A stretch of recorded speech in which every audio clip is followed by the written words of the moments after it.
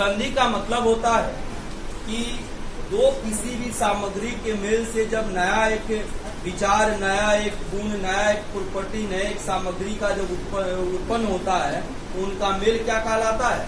संधि कहलाता है। तो चूंकि हम यहाँ पे वर्णों के बारे में पढ़ रहे हैं, वर्ण से शब्द से आपको और वाक्य वगैरह बनेंगे, तो सबसे पहले हम यहाँ पे वर्णों को मिलाते हैं, है ना। तो दो वर्णों के मेल से जो नया वर्ण बनता है ना, उसको हम क्या कहते हैं?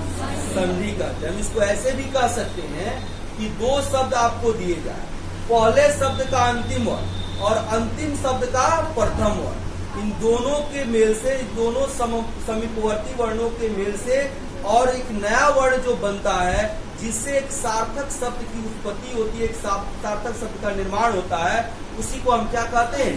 संधि कहते हैं।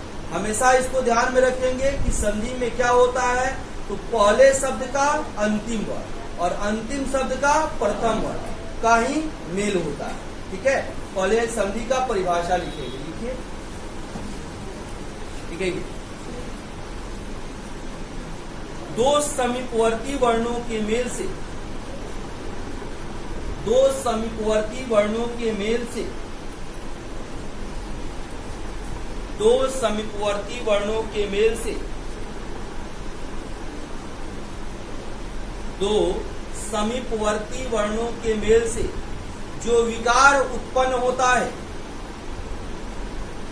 दो समीपवर्ती वर्णों के मेल से जो विकार उत्पन्न होता है, जो विकार उत्पन्न होता है, या जो वर्णों में परिवर्तन होता है, जो वर्णों में परिवर्तन होता है, परिवर्तन होता है, संधि कहलाता है, संधि कहलाता है।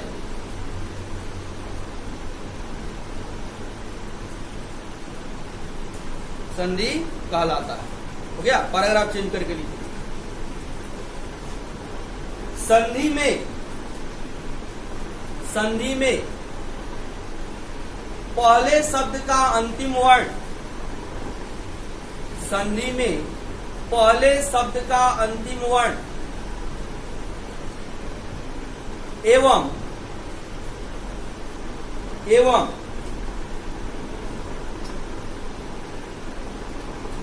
अंतिम शब्द का प्रथम वर्ण,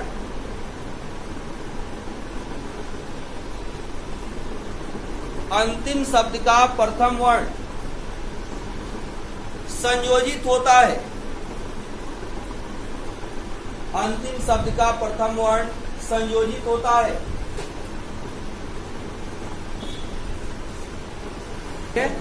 तो इसको क्या कहते हैं हम? संयोजित होते हैं। संयोजित का मतलब क्या होता है? जुड़ना होता है ना। पहले शब्द का अंतिम वर्ण अंतिम शब्द के प्रथम वर्ण से क्या होगा? मिलेगा, संयोजित होगा, तो एक नया वर्ण बनेगा, उससे एक नए सार्थक शब्द का निर्माण होता है। ठीक है, अब देखिए इसमें होता कैसे है, थोड़ा ध्यान देंगे यहाँ पर। जैसे सूर्य जोड़ उदय, सूर्य जोड़ उदय। अब इसको देखिए, तोड़ते हैं। सहलन अजोड़ उ, ठीक है, जोड़। अब क्या होगा? र हलन, और क्या होगा?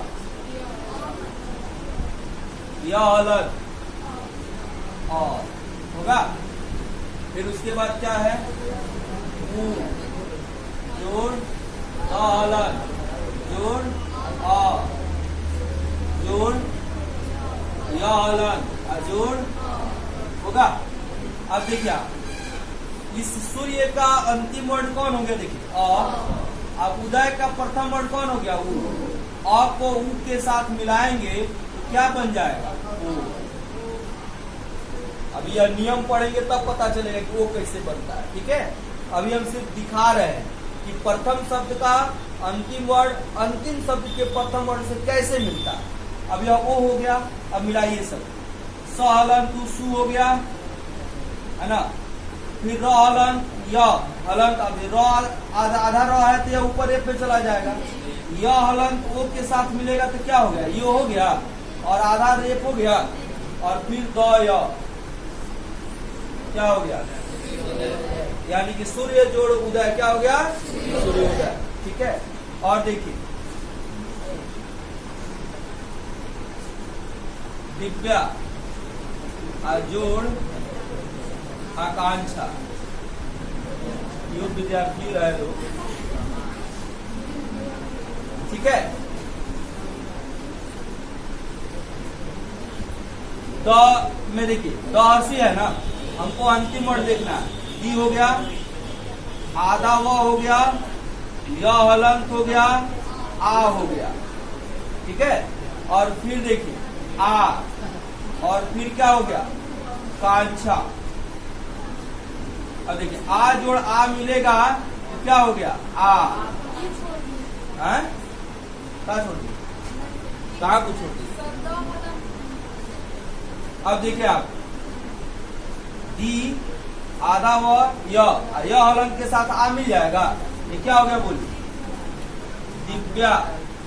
आई क्या हो गया, कांक्षा। क्या हो गया, दिव्याकांक्षा, है ना। दिव्य का मतलब होता है भव्य, है ना, और आकांक्षा तो मतलब जन्म करते, आकांक्षा का मतलब क्या होता है, इच्छा, है ना, मतलब कि जो बहुत उत्तम इच्छा होती है। तो यहाँ पर यह साबित तो क्या कहते हैं, दिव्याकांक्षा कहते हैं। ठीक है, ऐसे इसमें क्या होता है, संधि होता है, मेल होता है, प्रथम शब्द के अंतिम वर्ण का अंतिम शब्द के प्रथम वर्ण, और ऐसे इसका निर्माण होता है। ठीक है, इसको नोट करें, जैसे भी इसको नोट संधि। अब यहाँ पर जैसे यहाँ पर इसको हम जोड़े हैं नियमों के आधार पर जोड़ करके हम संधि बना रहे हैं, संधि क्रिया कर रहे हैं। इस संधि के नियमों को ध्यान में रखते हुए जब किसी शब्द का टुकड़ा करते हैं, उस नियम को ध्यान में रखते हुए, तो उसको कहते हैं संधि विच्छेद। लिखेंगे अब इसके बाद संधि विच्छेद, लिख करके डाल दीजिए, संधि विच्छेद, संधि विच्छेद लिखेंगे डैश देकर। संधि के नियमों, संधि के नियमों के आधार पर, संधि के नियमों के आधार पर दिए गए शब्दों को, दिए गए शब्दों को दो या दो से अधिक, दिए गए शब्दों को दो या दो से अधिक सार्थक शब्दों में, सार्थक शब्दों में तोड़ने की क्रिया, दो या दो से अधिक सार्थक शब्दों में तोड़ने की क्रिया, तोड़ने की क्रिया संधि विच्छेद कहलाती है, संधि विच्छेद कहलाती है। हो गया, संधि विच्छेद कहलाती है।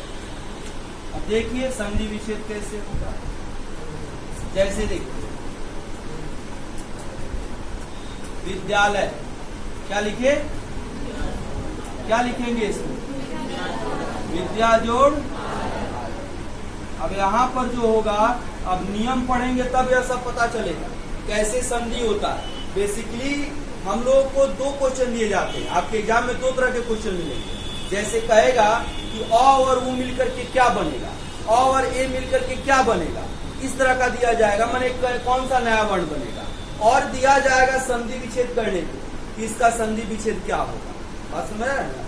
तो यहाँ पे आपको दोनों जानना, आप संधि का नियम पढ़ लेंगे तो संधि भी कर सकते हैं और संधि विच्छेद भी कर सकते हैं। बात समझ रहा है? तो विद्यालय को क्या लिखेंगे, विद्या जोड़ आलय। और देखिए जैसे स्वागत, सुजोड़ आगत। और देखिए नमस्ते,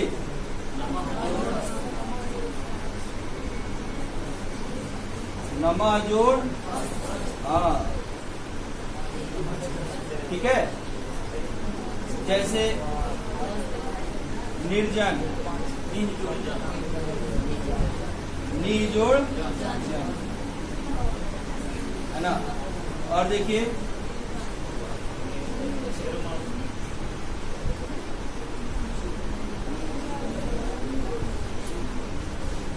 संसार, समजोड़ सार, ठीक है।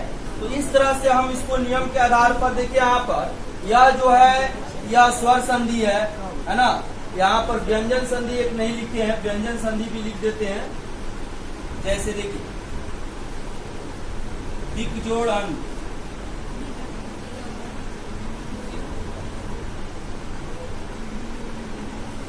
दिक जोड़ अन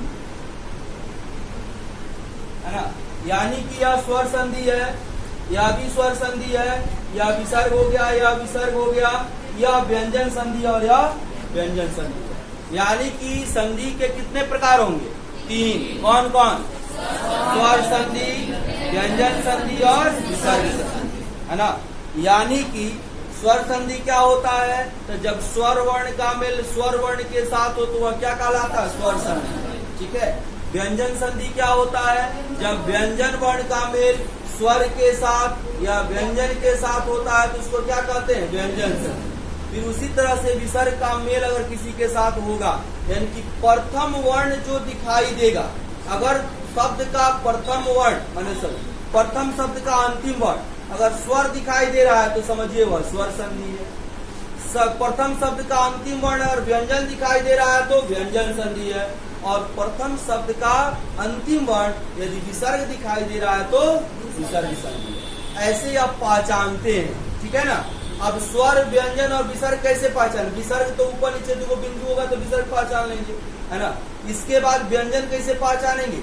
तो क से लेकर के और ह तक में से हलंत लगा होगा तो वह क्या होता है? व्यंजन होता है। और स्वर तो आप जानते हैं, है ना, उसमें से आप पहचान सकते हैं। जैसे देखिए इसमें आ है लास्ट में ना, यह स्वर संधि है। इसमें देखिए ऊ है ना लास्ट में, ये क्या है? स्वर संधि है। इसमें देखिए विसर्ग है तो यह विसर्ग संधि है। इसमें देखिए विसर्ग है तो विसर्ग संधि है।